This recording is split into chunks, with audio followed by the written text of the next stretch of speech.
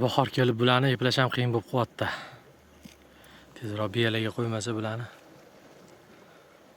Hozir remonni o'tga bog'lab qo'yib, biroq olib keldim naridan. Yo'da o'tlarni yeb tashlagan ekan, bu yerda o't serob ekan. Yo'lda kelguncha teplitsani orqasida bitta ayg'ir turgan ekan, unga tashlandi. Tortib ketib qoldi. Shomi ham qoldi.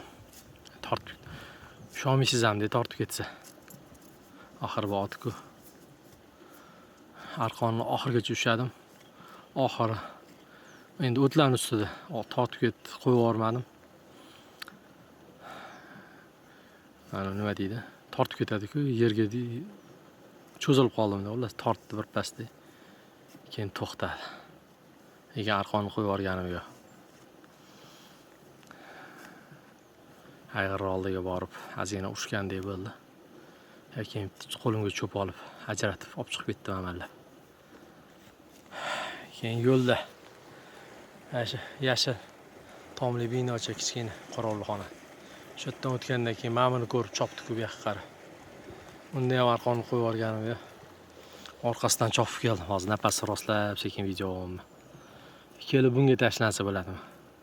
Bu bilan azina ushgandek bo'ldi. Yaxshi, arqon bo'yniga o'ralib qolib, tortsam bo'yni siqildi-da, shu bilan chiqib ketdi, bu yoqqa keldi. Qarshilik qila olmadi-da. Hozir endi bu yoq endi o't serob ekan mana. Ketdi bu yoq. Botirni ham olib kelib qo'ydim, lekin botirni yo'qda qorni to'yibdi.